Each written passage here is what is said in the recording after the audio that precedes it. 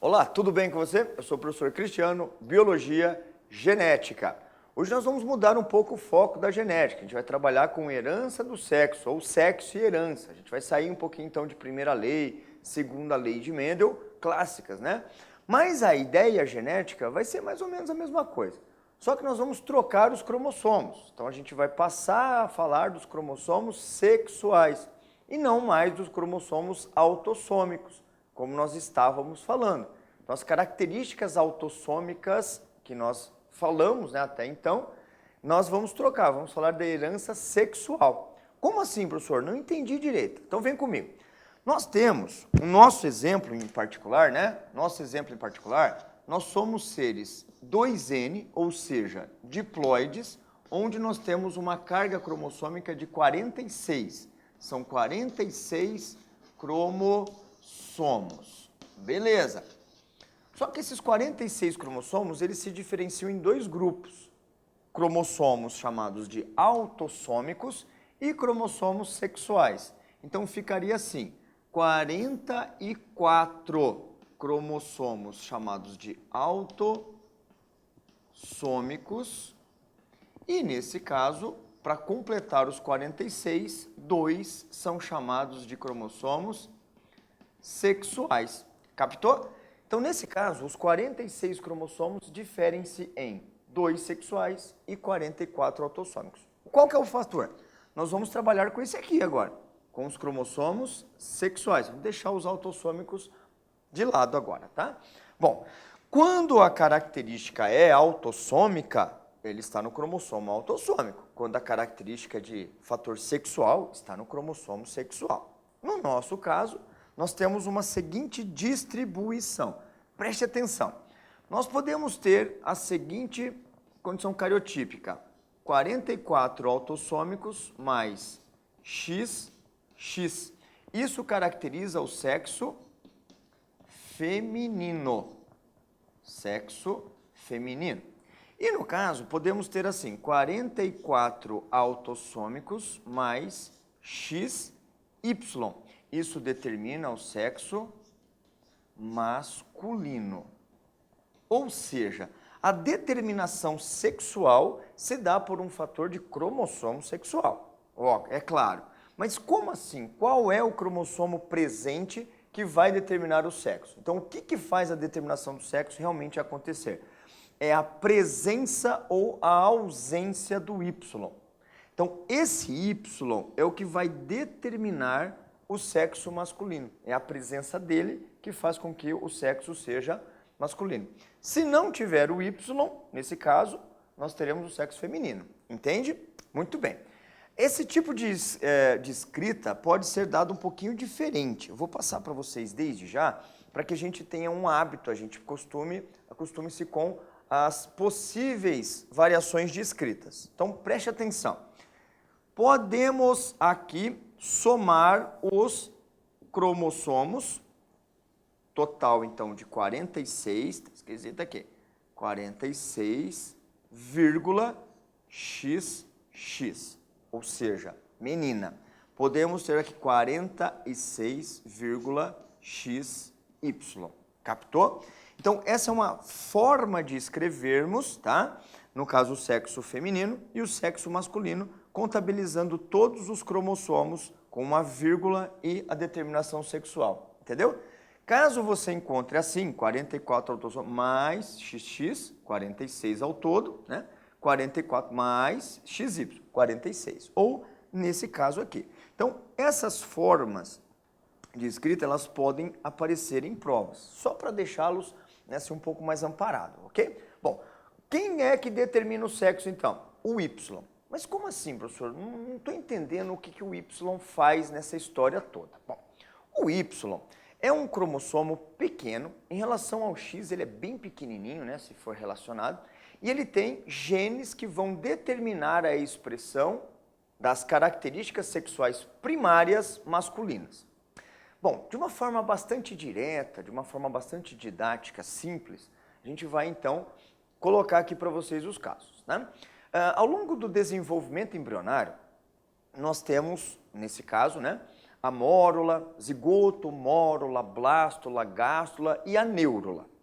Quando entra em processo de neurulação, que vem formando assim o tubo neural, a notocorda, os somitos, existe então também a determinação sexual, ok? E assim sendo, nos casos humanos, né, o tubérculo genital, a estrutura genital que está em formação, ela tem uma abertura, como se fosse uma pré-vagina, entende? Uma abertura. Muito bem. Essa abertura, ela pode se moldar ou ela pode se modificar. Como acontece? Bom, se for menina, ou seja, não tem o Y, significa então que essa estrutura genital, ela vai continuar sendo uma abertura, consequentemente uma vagina. Agora, se a presença do Y estiver ali, ele começa a se manifestar. E essa manifestação do Y vai se dar mais ou menos assim. A abertura genital, que teria a formação dos grandes lábios, ela se fecha e forma o saco escrotal. Então nós temos condições análogas aí. Saco escrotal, né, nesse caso, e os grandes lábios da vagina. O clítoris ou clitóris, no caso das meninas, fica como clítoris, uma estrutura pequena. E no caso dos meninos, ele se desenvolve, ou seja, forma o pênis. Então nós teríamos essas estruturas equivalentes. Os ovários nas meninas, que está como ovário até então, determina a formação dos testículos. Então os testículos serão determinados aqui. Seu Y manifesta-se e forma os testículos. Assim como as estruturas internas. O que seria um útero? Fica uma musculatura pélvica, onde dá, então, todo o processo ejaculatório. Então, veja que a presença do Y faz uma mudança radical nas estruturas femininas. Ô, professor, então eu posso falar que todos nós já fomos menininhas um dia? É verdade. Até os meninos já foram, nesse caso, menininhas um dia, porque antes de manifestar o Y, quem estava presente era uma pré-vagina, entende? Depois que o Y se manifestou, então, as estruturas se modificaram. Isso diferencia o sexo, tá? E é claro que assim que o testículo está pronto, né, nós teremos a formação de gametas, no caso os espermatozoides, além da formação de testosterona em grande quantidade, que no caso, então, define todo o fator sexual masculino, né, de uma forma geral, tá?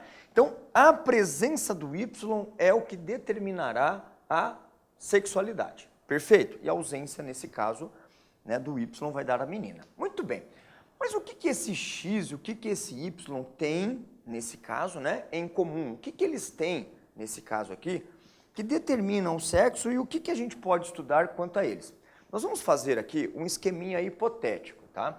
Então, aqui eu tenho um X, esse é o cromossomo hipotético, tá? Que é o nosso cromossomo X. E esse aqui é o cromossomo hipotético também, o cromossomo Y. Deixa eu dar até uma esticadinha aqui. Como são dois cromossomos hipotéticos, mas do tipo assim, hipotético no esquema, né? Quanto à sua estruturação em geral, ele é menor mesmo, tá? O Y é menor, o X é maior, portanto. O Y e o X, eles têm locais onde eles compartilham poucos genes, mas tem. Mas o que importa para a gente são os locais que não compartilham os genes. E aí eu chamo a atenção para esse detalhe. Preste muita atenção nesse detalhe, então. Nesse ponto aqui, nesse trecho aqui, na verdade, ó, nós temos o X e temos o Y, e eles são de região não homóloga. Região não homóloga. Em outras palavras, o que tem no X não tem no Y. O que tem no Y não tem no X. Essa região não homóloga é o que vai determinar em partes, né, algumas características que a gente vai discutir.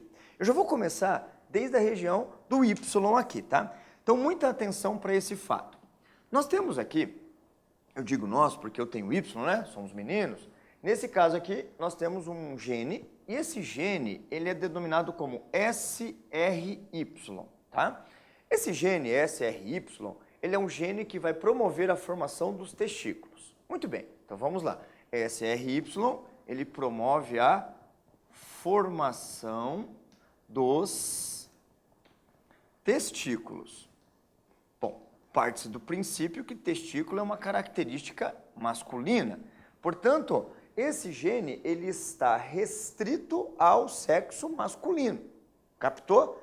Esse gene, SRY, está na região não homóloga do Y em relação ao X. Isso caracteriza uma herança. E essa herança eu já vou explicar no próprio esquema, sem ficar separando muito, porque daí a gente vai direto para o assunto, tá? Esse tipo de herança, ou seja, esse gene, ele é herdado somente pelos meninos. Então, ela é uma herança, a gente chama ela assim, ó, herança restrita ao sexo. Em outras palavras, só um sexo vai ter. E nesse caso, só o sexo masculino vai apresentar esse gene SRY, que está no Y, nesse caso na região não homóloga. Captou? Então, nesse momento, eu estou apresentando para vocês a herança restrita ao sexo. Só os meninos terão. Esses genes, como um todo, né? Não tem só um, tem alguns genes aqui, propriamente, tá? Esses genes que estão na região não homóloga do Y são chamados de genes holândricos, tá? Vamos escrever isso? Vamos lá. Esse aqui é o caso de um gene chamado de gene holândrico. Gene holândrico é aquele que está restrito ao cromossomo Y. Captou? Muito bem. Tínhamos um outro exemplo usado para essa restrita ao sexo, herança restrita ao sexo, tá? Que é a hipertricose auricular. A hipertricose auricular você ainda vai encontrar em alguns livros didáticos como sendo o exemplo da herança restrita ao sexo, tá? Só que existe uma novidade no caso, tá bem? A hipertricose auricular, que vem a ser o quê? Hiper, muito, tricose, pelos, auricular, orelha. Hipertricose auricular. São aquelas pessoas que têm muitos pelos na orelha. Pensava-se que isso era uma herança somente do homem, mas chegou-se à conclusão de que não é uma herança só masculina. Essa é uma herança influenciada pelo sexo. Então, os homens eles vão apresentar em maior número os pelos na orelha pelo fato de que ele tem testosterona. Então, chegou-se à conclusão de que a hipertricose auricular não é um caso de herança restrita ao sexo. Muito bem. Só que você vai encontrar em alguns livros, ou até algumas questões de vestibulares, esse tipo de padrão, tá? Daí, o que foi feito?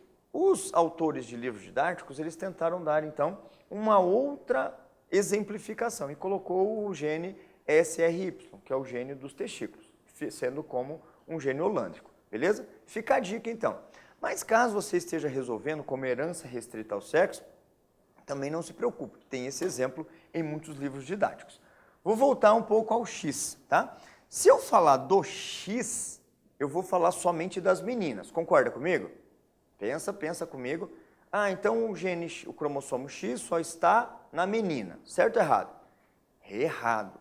Porque lembre-se, qual é o que caracteriza, no caso menina? XX. Caracteriza menina? Menino? XY. Ou seja, tanto os meninos quanto as meninas têm o X. Então, cuidado para não entrar naquela, isso aqui é só da menina. Não é, tá? No caso, nós teremos aqui 1, 2, 3 locos. Esses 3 locos, eles vão determinar características que são cobradas nos vestibulares, tá? Não são só esses 3 locos, tá? Mas esses são os mais comentados, os mais cobrados em provas de vestibulares. Que no caso é a herança do X, que não está no Y, porque está na região não homóloga do X. Captou? Região não homóloga. Quem que nós temos aqui? Bom, temos aqui o daltonismo. Nós vamos discutir particularidades do daltonismo. Temos aqui também a hemofilia. Daltonismo e hemofilia. São 2 casos, né, que têm locos diferentes na região não homóloga, tá? E tem um outro caso que é a distrofia distrofia muscular de Duchenne. Essa distrofia muscular de Duchenne, nesse caso, também é uma herança do cromossomo X, só que está na região não homóloga do Y. Muito bem. Essas três heranças, elas vão se caracterizar como, atenção, herança ligada ao sexo. E é aí que nós vamos começar, então, né, a distinguir daltonismo, hemofilia, distrofia de Duchenne e algumas cositas mais. Muito bem. Então, nós temos aqui a herança ligada ao sexo, diferentemente da herança restrita ao sexo, beleza? E nessa restrita nós já conversamos. Herança ligada, vamos conversar. Então, vem comigo. A herança ligada ao sexo, ela tem, então, um fator teórico, tá? Eu preciso que você se ligue nesse detalhe, tá bem? Ligue-se, anota se for o caso. Um detalhe que cai teoricamente é a seguinte: a herança ligada ao sexo está no cromossomo X. Ou, herança do cromossomo X é uma herança ligada ao sexo. Todas essas duas frases estão corretas. Então vamos lá. Quando eu falo em herança ligada ao sexo, estamos nos restringindo, pelo fator ligado ao sexo, ao cromossomo X. Cromossomo X. Lembrando que X tem tanto no menino quanto na menina, ok? Bom, nesse caso, essa herança que está no cromossomo X, tá? Ela pode ser o daltonismo, pode ser hemofilia, pode ser distrofia de Duchenne. Vou conversar com vocês sobre o daltonismo, tá? Então, exemplo, nesse caso, daltonismo. Então, de repente cai lá na prova. O daltonismo é uma herança ligada ao cromossomo X. Ok. O daltonismo é uma herança ligada ao sexo. Ok. O daltonismo é uma herança recessiva ligada ao sexo. Ei, professor, recessiva? Você não tinha falado nada disso. Então, vamos lá. Eu preciso que você se concentre. O daltonismo é uma herança recessiva. Tá? É uma herança recessiva ligada ao sexo. Tá bem? A hemofilia também é. A distrofia também é. Mas vamos ficar separadinhos aqui. O daltonismo, ele, no caso, é um fator, uma deficiência na visualização das cores. É um probleminha que as pessoas têm na retina, onde as cores não são bem definidas. Ou seja, a pessoa não consegue fazer distinção de cores, né? Eu creio que você já tenha ouvido falar, você é daltônico, não está enxergando a cor direita, essas coisas assim, tá? Só que o daltonismo é um fator genético vinculado a algumas células da retina, em especial células dos cones, que é onde, então, a luz ela consegue fazer o processo de difração, ou seja, formar uma espécie de arco-íris, e aí, então, o seu cérebro ele consegue fazer a diferenciação dos comprimentos de onda. Pessoas daltônicas têm uma deficiência nessa difração de luz. Isso significa, então, que ela não consegue ver esses comprimentos de onda. Então, o cérebro não identifica o que é vermelho e o que é verde. Por mais que você tente explicar, ó, isso aqui é verde, a pessoa não vai conseguir entender porque ela não está vendo literalmente essa cor, tá? Mas cuidado, o daltônico tem nada a ver com cegueira, tá? O daltônico enxerga, né, perfeitamente as formas e tudo mais. O que detalhe que falta ali é a cor. E tem alguns tipos de daltônicos, né? Tem os daltônicos que têm alguns graus de variação de cores. Tem aqueles que não enxergam cor nenhuma propriamente, aqueles do vermelho, do verde e assim por diante, tá? Geneticamente, como que o daltônico ele se caracteriza? Vamos lá. XX, quando a gente desenha XX, isso significa que já é menina. Então já temos uma definição aqui sexual. Tem o Dzão e tem o Dzão. D de daltônico, ok? Então a gente usa essa letrinha para diferenciar do daltonismo. Dzão, Dzão. Nesse caso é uma menina ou uma mulher, né? Caracterizada como normal. Uma menina normal. E se, porventura, essa menina apresentar assim, ó, X, por isso que é menina, né? E aí ela tem o desão e ela tem o desinho. Como que é a descrição? Ela é normal, tá bom? Normal. Portadora. Portadora. Como assim, professor? Portadora não é daltônico? Não.